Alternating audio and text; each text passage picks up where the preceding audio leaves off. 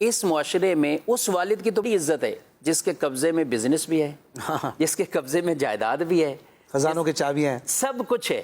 تو وہاں بیٹا بھی ہاتھ باندھ کے کھڑا ہوگا اور وہ کہے گا نہیں، جیسے بزرگ فرماتے ہیں، حاجی صاحب جیسے فرماتے ہیں، فلاں جیسے فرماتے ہیں، وہ یہی کہے گا.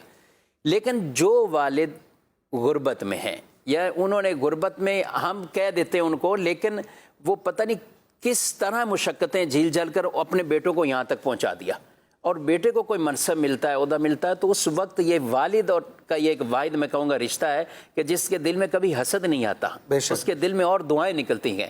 اب ایسے موقع پر اگر کوئی پڑھا لکھا نوجوان بھی اپنے والد کے بارے میں یہ کہے کہ یار یہ پڑھے ہوئے نہیں ہیں، یا یہ مجھے کیا رائے دے سکتے ہیں، یا میں ان سے کیا اپنی چیزوں کے بارے میں مشورہ کروں. ارے بھائی ٹھیک ہے، آپ جیسا بزنس کر رہے ہیں، آپ کے والدین نہیں کیا، وہ مشورہ نہیں دے سکتے، دعا تو دے سکتے ہیں، اور ان کی دعائیں وہ ہیں جو قبول ہوں گی اولاد کے حق میں. والد کے بارے میں، والدین کے بارے میں، یعنی کچھ گناہ ایسے ہیں کہ جن کی آخرت میں تو عذاب ہے ہی ہے، اس کا بدلہ کچھ نہ کچھ انہیں سزا دنیا میں ہی مل جائے گی. اور ان گناہوں میں سے ماں باپ کی نافرمانی اور ماں باپ کو ستانا.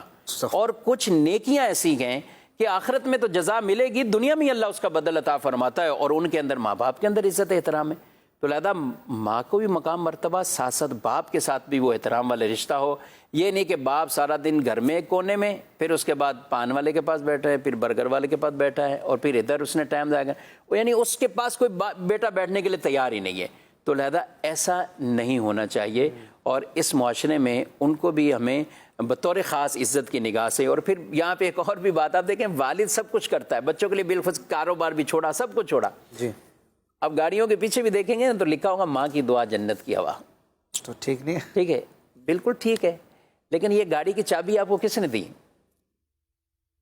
ٹھیک ہے، یہ گاڑی تو آپ نے پہنچایا کس نے؟ یہ اس منصب تک لے کے کون گئے؟ بھائی کچھ تو ہم کہہ رہے ہیں شکریہ ادا کرنے کا، تو باپ کا بھی شکریہ ادا کر دو بھائی، ماں باپ کی دعا کر دو، اس کی جگہ یہ کر لو. آج جس کے اوپر والد نے سختی کی ہو یا کسی استاد نے سختی کی ہو، اور وہ آج کسی منصب پر پہنچ گئے اس سختی کی وجہ سے، بظاہر اس وقت اسے برا لگ رہا ہوتا ہے، لیکن آج وہ اس سختی پہ ان کو دعائیں دے رہا ہوتا ہے. اور جو اولادیں بگڑ چکی ہوتی ہیں، وہ آج ماں باپ کی ان نرمیوں کو بس وقت کوس رہے ہوتے ہیں کہ ہم سے، ہمارے ساتھ کیوں ایسا کیا، ہمارے ساتھ انہوں نے ایسا کیا اور ہم یہ نہیں کر پائے. تھوڑا سا بات کا دھکا لگانا ہوتا ہے، تو وہ جو دھکا لگتا ہے نا زندگی کو، یا سختی کا لگے یا کچھ ایسا بھی لگے، تو وہ کئی آگے ٹھوکروں سے بچا لیتا ہے. تو یہ دھکا جو اس طرح کوئی لگ رہا ہو نا، تو یہ لے لینا چاہیے، اور اس ہمارے بھلے کے لیے ہوتا ہے، اس کے لیے آگے بڑھے، آپ کے لیے راستے کھل جائیں گے، اور آپ کے لیے ایک عظیم آگے جو ہے وہ اچھے اللہ پاک آپ کو انعام دے گا. وہ رسول اللہ صلی اللہ علیہ وسلم کی بارگاہ میں، وہ ایک آخری بات کروں گا، وہ نوجوان جس نے آگے کہا حضور میرا والد، میں پیسے کماتا ہوں وہ لے لیتا ہے. آپ علیہ الصلوۃ والسلام نے فرمایا والد کو بلا کے لاؤ. اب والد کو بلا کے لائے تو وہ راستے میں ہی والد کو کہا کہ میں نے آپ کی شکایت کر دی حضور کی بارگاہ میں، تو آپ چلو.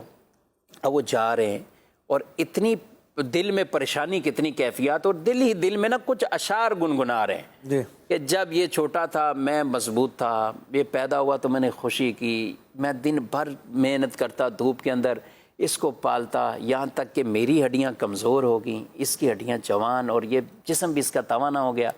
اب میں محتاج ہو گیا اور یہ کمانے پہ آ گیا، اور میں نے چند سکے کیا لیے کہ اس نے میری شکایت لگا دی.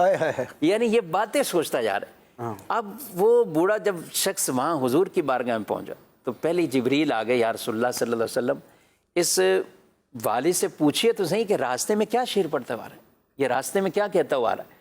تو جب انہوں نے وہ باتیں اپنی اس جذبات میں، اور وہ بالخصوص عربی اشعار ہیں، ان کے اندر اپنا جذبات ہیں، اور پھر ایک والد سنا رہا ہو اور اپنے درد والی کیفیت کے ساتھ اسے بیان کر رہا ہو، نبی پاک علیہ السلام کی آنکھوں میں سے آنسو آ گئے.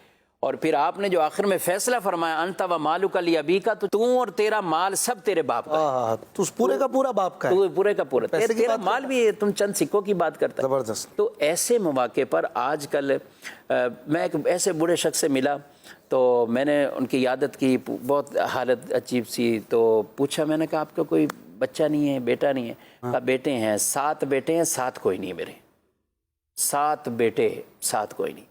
اللہ سے عافیت والی اولادیں ایسی. اور بڑا کیسی خراب بد نصیبی ہے، کیسی بد نصیبی ہے اللہ اللہ۔ کہ ایسے مواقع پر اور بالکل محتاجی پہ لا کر آپ اپنے والد کے ساتھ یہ کرتے ہیں، اور آپ کیا اس کو مکافات عمل یہ نہیں سمجھیں گے کہ آگے آپ کے ساتھ کیا معاملات ہو۔ اللہ سے ڈرتے رہنا چاہیے، اگر کسی سے ایسے گناہ ہوئے بھی اپنے ماں باپ کے لیے استغفار کریں، ان بعد کی میں طرف سے پھر ایسے ہی صدقہ لوگ کریں۔ پچھتاتے ہیں مفتی صاحب، بعد بالکل میں ایسے ہی پچھتاتے لوگ ہیں۔ پھر کہتے ہیں چلے گئے ہم کچھ نہیں کر سکے، یہ یا پہلے کچھ کر لیتے۔ جی ہاں، بعد میں ان لوگوں کو دیکھ کر آج کی نسل جو ہے نا وہ عبرت لے کہ پچھتانے سے بہتر ہے ان کی خدمت کریں، ان خدمت کی کریں، ضروریات پوری کریں، ان کا اصل میں خیال عبادت رکھیں، سمجھیں گے نا، محبت کا اظہار کریں۔ عبادت سمجھیں گے نا، ہاں۔